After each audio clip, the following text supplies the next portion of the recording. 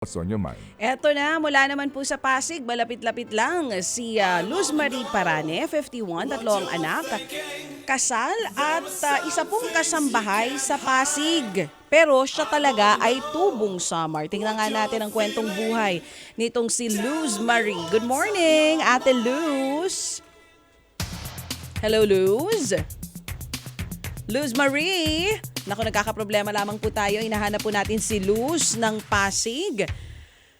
Magsusulit TV time check muna ako dahil kulang pa tayo ng isa mga kapatid. Oras 9:43. Pangatlo. Yan na po ang ating huling Sulit TV time check. Para sa mga nakatutok sa atin ngayon, pwede kayo manalo. Hanapin nyo lamang po on Facebook Radyo 5 or yung Facebook page ko na DJ Chacha. Ilagay nyo po dyan ang inyong name, location, contact information at tatlong Sulit TV time checks for a chance to win Sulit TV. Eto na, si Luz Samantala ko Marie. naman, sige habang atin pang inaayos mo ang linya patungo dyan sa area ho ng Pasig. Eto na nga, nagbabalik po ang ating winner for What's on Your Mind. Mula nga sa Pasig, Luz Marie, good morning. Hello. Hello, good morning po. Good morning po, Didi Chacha. Sir Tid, good morning po. Good At pati na rin po sa mga morning. nakikinig po ng programa mo. Pahinga aga. Good morning. Si Ate Luz Marie nga po ay tubong Samar. So gaano na po kayo katagal na nagtatrabaho bilang isang kasambahay dyan sa Pasig? 12 years na po kasi dumating po ako dito sa kanila 2012 po. Same amo ito, mula nung paglapag mo dyan sa Pasig, sila pa rin yung amo mo? Opo, ma'am. Opo, ma'am. Ay nako, swerte mo. Siguro mabait ka at mabait din ang amo mo, kaya tumagal ka dyan ng 12 taon. Kailan ka po Sakto na po, ma'am. Oo, ate, kailan ka huling umuwi sa Samar? Itong December po, kasi hiniling po ng mga anak ko na doon po ako mag-New Year. At itong mga anak mo, pwede ba natin malaman isa-isa ang mga edad nito at kung may Opo. mga nag-aaral pa po dyan o nakatapos na? Opo, ma'am. Yung panganay ko po, 27 years old na po. Doon po siya nag-aaral sa Katarman kasi first year pa lang po siya, first year na, pero patapos na po yung first year college niya kasi bumalik po siya sa pag-aaral dahil tinulungan po niya ako dati maghanap po ng pera. Okay, so nagtrabaho muna siya, ipinagpaliban yung pag-aaral para po matulungan nga kayo. Ano pong Opo, naging opo, trabaho opo, ma'am. nitong panganay na anak nyo dati? Sa derm care po, therapist. Therapist, yung facial therapist sa isang Opo. salon. Tapos Opo. po yung sumunod, yung 23. Yun po yung pinagkayod po namin na pinagsikapan po namin na makapag-aral po siya. Tapos sa awa po ng Diyos, graduating na po siya ngayon, ma'am. Ayun, fourth year college na. Ito po naman ay Opo, hindi ma'am. huminto kasi ngayong panganay, nagkaroon lang ng aberya sa pera, nahinto lang saglit sa pag-aaral. Ano po palang kurso nung panganay at nung sumunod? Yung panganay po ay office administration. Tapos yung graduating po ay education po. Education. Yung bunso Opo, nyo ma'am. po, ano na ito? Senior high school? Opo, ma'am. Kagagraduate lang po niya kahapon ng grade 10. Tapos next year po na po siya. Magsi-senior na. Senior po. Opo, Oo. opo, Ano ma'am. daw kurso po ang kukunin niya? Ang gusto niya po ay, ang dinig ko po, engineering po yata. Parang ganun po yung niya, yung sinasabi niya po sa akin. Oo. So, lalaki po itong mong bunso o babae? Lalaki po siya, ma'am. Pero tas- yung dalawa po, yun po ang mga babae. Parehong mga babae. Ang nagbabantay po sa kanila tumitingin, yun pong mister nyo na mangingisda. Opo, ma'am. Opo. Siya po ang kasama ng mga bata sa Samar. Opo, ma'am. Siya po. So kahit 65 years papano, old na po siya. 65 si mister, kahit papano Opo. ate, nakakauwi ka naman kada isang taon doon po sa pamilya nyo sa Samar. Opo, ma'am. Nakakaano naman po ako. Nakakauwi Nakauwi naman po. naman po, Oo. opo. Kung okay lang pong malaman, dito sa 12 years nyo po na pagtatrabaho bilang isang kasambahay, magkano po ang sinasweldo nyo? Sa ngayon po, ay inano na po nila ako, ginawang 430 ang isang araw po. Pero pag nagde-day off po ako, hindi po yung bayad. Oo, pero may mga benepisyo rin po kayo dyan. Wala po, ma'am. Wala pa. Oo, sige po. Sige ate, kung sakali man itong 2,000 piso galing kay Happy 11 at kay Happy Anonymous, saan niyo po planong gamitin? Yung 1,000 po, ma'am, ipandadagdag ko po sa pamasahe ko kasi ngayong graduation po ng anak kong pangalawa, gusto niya po nandoon ako sa sa June 18. Mm-mm. Hindi pa po ako nakakauwi kasi nag-iipon pa po ako ng pamasahe dahil kasi weekly po ako sinasahudan. Yun po ang hiling ko po sa amo ko. Tapos weekly po kasi ako nagpapadala sa kanila para po sa kanilang mga pamasahe, panggasto sa school. Tapos nag-iipon po ako ng yung mga tira-tira, iniipon ko po para makapamasahe po ako. Tsaka minsan po kasi pumupunta ako doon sa nanay ko para po, minsan po kasi binibilhan ko siya ng mga biskuit, ganyan. So, Yung 1,000 po naman, ibibigay ko po sana doon sa kapatid ko para po magpagkain po ng nanay ko. oo. So yung 1K para po sa ipon nyo, para pamasahe pauwi ng summer, yung 1K sa kapatid nyo, pambigay po sa inyong nanay na senior Opo, mga citizen na. pagkain po. Oo. Kasi nga graduating yung anak niyang gitna, 4th year education. Oo naman, baby girl. Yes, baby Nakikinig boy. tayo. Ito muna, sige. Luz Marie, ano muna ang ating aral kahapon? Go ahead.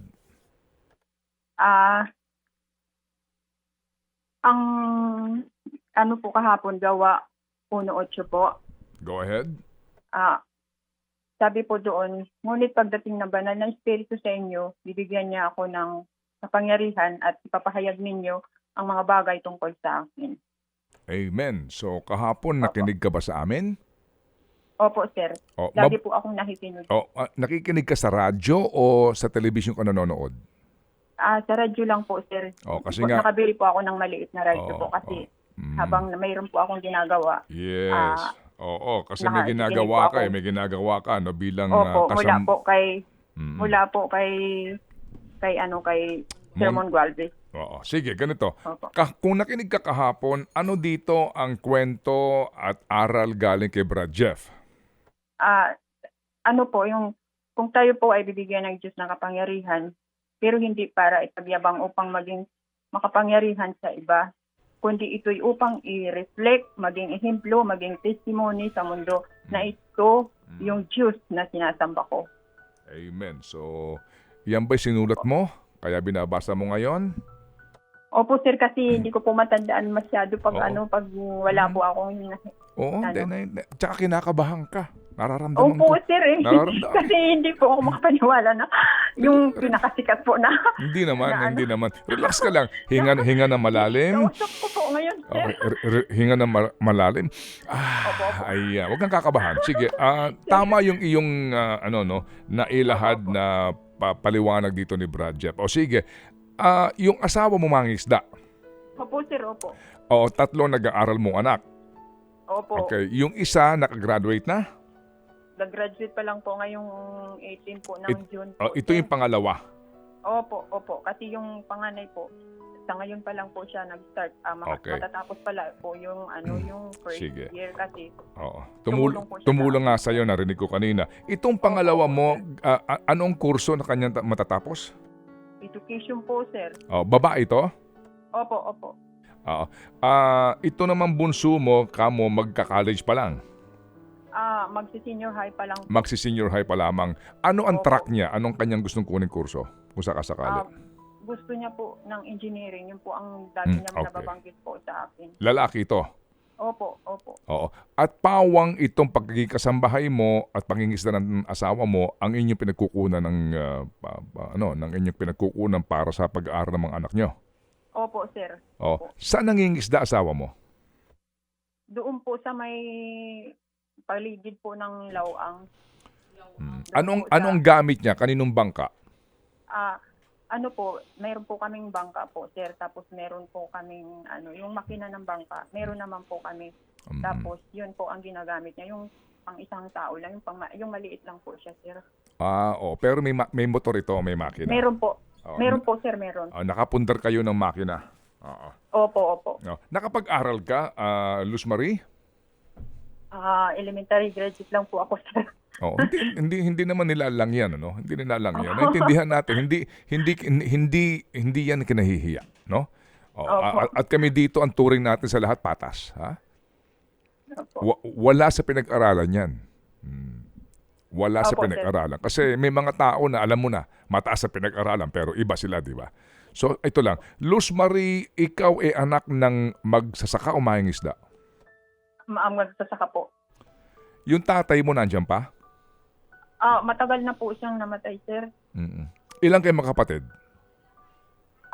Siyam po, pero namatay na po yung iba. Ang natitira na lang po ay 5. Oo. Itong 5 nakapag-aral ba to? Hindi po, sir. Sa hirap po ng buhay namin, sir. Saan ka pinanganak? Doon po sa Sa, sa Samar din po. Doon sa- po sa Diindapit. dito sa Pambuhan po. Oo, sa Lawang ito, sa Lawang din? Hindi po, yung Pambuhan po, bayan din po yun Ng ng Northern Samar. Northern Samar. Okay, sige. Sinanay mo nandiyan pa. Opo, yun po sir ang yun nandoon po sa Kapatid mo? ko po. Opo, yun po yung pinupunta-puntahan po namin. Ilan taon na sinanay mo? 88 na po, sir. Oo, pero ngayon nga kailangan din ng gamot? Wala po siyang maintenance, sir. Ang Mm-mm. inaano ko po, sir, hinihiling ko po sana sa inyo, sir, kung marapatin po. Gusto ko po sanang humingi po ng tulong sa inyo. Yung po kasing tinitiran po nila, sobrang init po. Nag-aalala po ako pag pag tanghali na. Kasi parang pag nagdidio po ako, napifeel ko talaga, sir, yung sobrang init doon sa kanilang Gusto ko po sanang humingi ng pangkisami po. Maliit lang naman po yung bahay nila. Okay. Oo, kasi nga. Pero ganito, kailan ka huling umuwi sa inyo? Itong New Year po. Itong New Year lang po na nakaraan, sir. Oo. Ikaw nag-bus ka. Opo. Magkano pamasahe? Yung umuwi po ako, ang pamasahe, 1,950. 1,900. Balikan ito one way? One way po. Ba, ang mahal na, no ha? Opo. Para ka nag-eroplano na, no? Ang mahal na. Opo. Okay, ganito. So, sa balikan mo, kailangan mo 4,000. Opo, sir. Meron ka na bang 4,000? Wala. Wala po, mag-iipon po, sir. Kaya nga po, sabi ko po sa anak ko, uuwi po ako yung malapit na po ang graduation kasi iniipon ko po yung pamasahe ko kasi wala po ako minsan natatabi kasi himuhingi po sila ng Oo naman. sa school. Ay, oo Opo, naman. ganun po. Ay, oo naman. Ganito, Luz Marie, yung kamong anak mo, graduating, no? Opo, sir. Lalaki ba ito? Babae po yung pangalawa. Itong gusto maging teacher. Opo, Oo. po siya, graduating na po. Lahat ba ng gamit niya sa graduation, okay na naibigay mo na? Opo, sir, naibigay ko na po kasi noong last time po, umutang po ako dito sa amo ko tapos unti-unti kung binabawasan yung sweldo ko.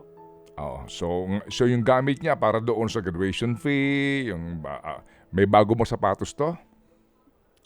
Yun po ang hindi niya binili pero bumili na po siya ng graduation na dress. Oo. Sige. At sigurado ako, ngayon pa lang naiiyak ka na dahil makikita mo ang pinaghirapan yung mag-asawa. Kaya nga po, ngayon pa lang po parang babawasan po yung yung pagod po. Kasi alam mo, kumbaga, 2 na lang ang mag-aaral. Opo. Hanggang kailan mo kakayanin maging kasambahay? Hanggat kaya ko po, sir, para po sa mga anak ko. Amen. Sige. Opo, So sir. sabi ni Chacha, may 2,000 siya, no, na maibibigay, right? Para dito nga sa pamasahe mo maidagdag. Okay? Salamat po. Oo, tapos Salamat po, ma'am. yung 1,000 ka mo, bibigay mo pa doon sa nanay mo. Opo, sir, kasi gusto ko po, mayroon po siyang mga pagkain lagi. Oo. Sige, ganito ha? Okay. Luz Marie, so meron ka ng 2,000 para dito sa iyong pamasahe. Ha? Ihiwalay mo yung kinanay, ha? Yung 2,000 pamasahe mo, at least may papunta ka na ron. Okay? Sige, so wala tayong problema. Yung pabalik mo na 2,000, sagot na ni Happy Anonymous. So meron ka ng 4,000. Po, sir. Okay. Salamat po. Opo, may 4,000 ka. Ngayon, ang tingin mo mga magkanong kailangan mo para sa kisame ni nanay? Kasi nung last time po na nagdiyo po pumunta po ako doon, tinanong ko po yung kuya ko kasi marunong po siyang magpanday. Ang trabaho Magpanday, po sige. na construction po, opo. Ano? Ang ini-estimate po niya, mga 15,000 daw po eh. Ang mahal. Kaya nga po, kasi yung niya, ang sinabi niya sa akin yung hardiplex daw po. Okay. Yung kahoy na gagamitin. Opo, tapos yung kakabitan po ng kisame. Oo nga. At yung pagkakabitan, yung, pagdidikitan ng kisame. Okay. Opo, Sige. sir. Sige. Yun ang unang mong concern dito, di ba? Para sa nanay mo? Okay? Opo. Sige. Opo, So meron ka ng... kasi Sige. po kasi Sige. ako pag Sige. mainit po ang araw, Oh. katulad po ngayon. Naintindihan natin yan. Tsaka alam ko, ikaw bilang anak, gusto mo maging komportable si nanay mo, 88 years old na. Tsaka ito lang pagkakataon din para maibalik mo yung pagmamahal sa nanay mo. Opo. Sige, so ganito meron ka ng 4,000. Si Happy Nanay nagbigay ng 3,000. Pangkisame. Dagdagan pa ito ni Happy Ninong tsaka ni Happy Kay. Bubuin ko ng 10,000 yung pangkisame mo. Salamat po. So meron ka ng total nito 14,000. Maraming salamat po. Okay? Sige, so meron ng si Happy Nanay 3,000. Okay? And then ang kailangan pa niya para mabuo yung 10,000 ay 7,000. So 3,535 si Happy Ninong at saka si Happy K. Ayan. So ang matatanggap mo total 14,000. Maraming salamat po, sir, ma'am. Pwede na ba 'yon? Opo, sir. Palagay ko mga 1 buwang sweldo mo 'yon. Opo. Ganun na po. Sige. Ako lang nalulungkot ka. Ay, Hindi siya joke lang. makapaniwala. Hindi, joke Hindi lang. po, Nakita hindi po mo, ako makapaniwala, sir, nakita mo? hindi po, sir. Pantuwa po ako, sir, eh. Hindi. Binibiro lang kita. Naiintindihan kita. Alam mo, marami nakaka-connect sa iyo, ha? Oo. Opo. Nagpapakatulong ka para sa mga anak. Opo, sir. Amen. Dahil ayaw mo na ang mga anak mo maging katulong din. Opo, yun po ang sabi ko sa kanila. Mga anak, huwag niyo po akong gagayahin. Di ba? Kaya, ibibigay ko po lahat po ng kaya ko. Ayan. Ito yun. This is it, no? Kaya nga kami dito sa aming programang ito, mga kapatid, kaya ang hinahanap namin mga tulad mo, kasi nga ito yung nagbibigay din sa amin ng inspirasyon. Kay Happy Ninong, kay Happy, kay mga tulad mo, no? Na ang galaw sa mundo May patas. ay patas. Amen. Opo. Okay, sige. So muli ito lang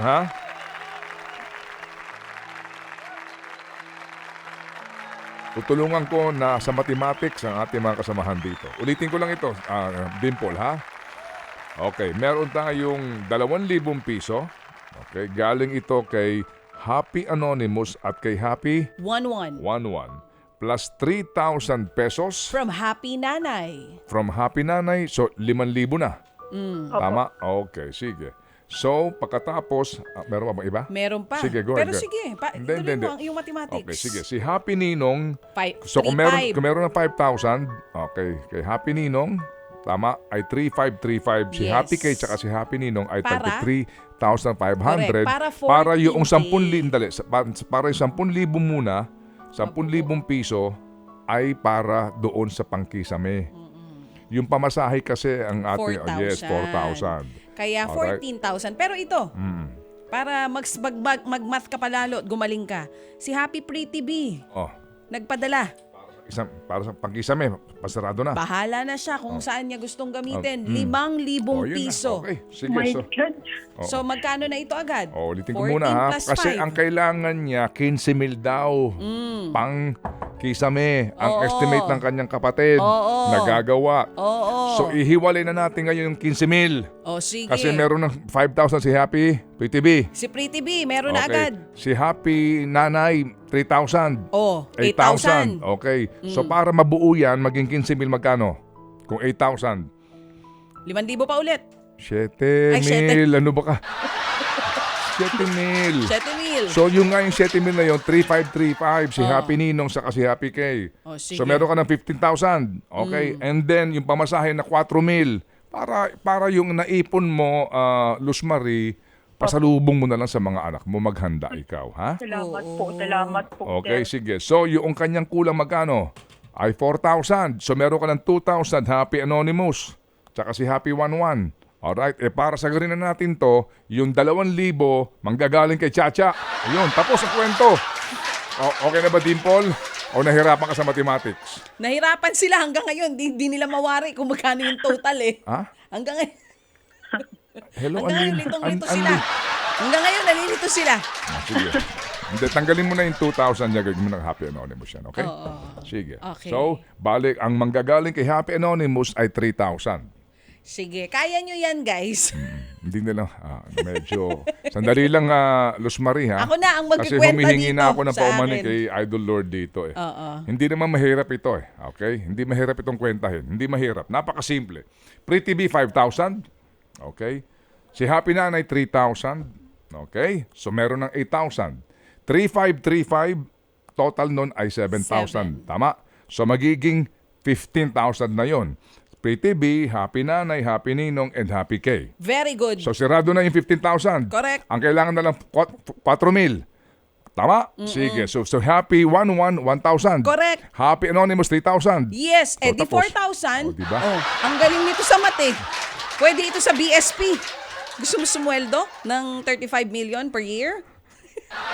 Okay. So, ayan na nanay ha. Okay. 15,000 pang kisame, 4,000 pamasahe, Pamasahe. a total of 19,000 pesos po. Luz Marie.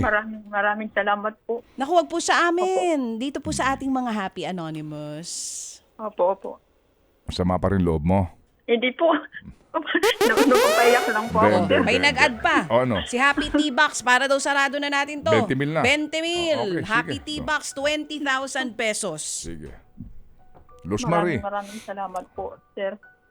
20,000 hindi sa amin galing ito, ha? Opo.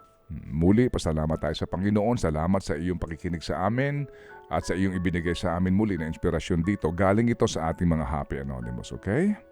Opo. Pero, bago namin ipadala ito, bigyan mo kami ng prueba.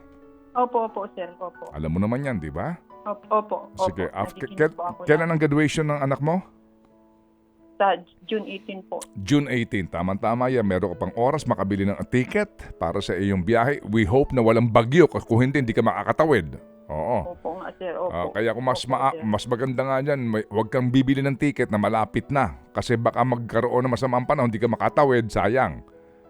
Okay? Ayun ang aking suggestion sa iyo, ha? Opo, sir. Opo, Bumili sir. ka ng ticket mas maaga kasi pag in case nagkaroon ng bagyo o sama ng panahon, hindi ka makakatawid sa alin. Okay? Opo, sir. Opo, sir. Damo nga salamat sa Imuday, ha? Magpasalamat lang po ako, sir. Sige, go ahead. Maraming salamat po una sa Diyos at sa inyo po, Sir Kid at Ma'am Chacha.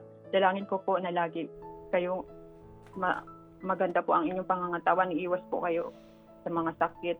At sobrang nagpapasalamat din ako sa mga Happy Anonymous na hindi man nagpapakilala pero bukas po lagi ang kanilang mga mabubuting puso para po tulungan ang mga katulad namin na mga kapos po sa buhay. Diyos na po ang bahalang magbalik ng mga sobrang biyaya na mas po sa mga ipinagkakaloob ninyo po sa amin. Dalangin ko rin po na sana lagi po kayong malusog, walang sakit. At pati na rin po sa mga staff ng Radyo 5, thank you po. More power po sa programang ito na naging tulay po para matulungan po ang mga nangangailangan. Maraming salamat po.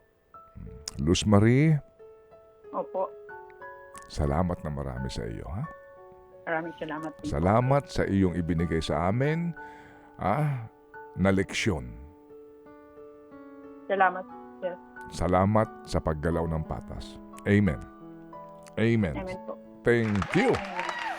Ted Filon at DJ Chacha. Ngayon, nasa Radyo 5, 92.3 News FM. Monday to Friday, 6 to 10 a.m.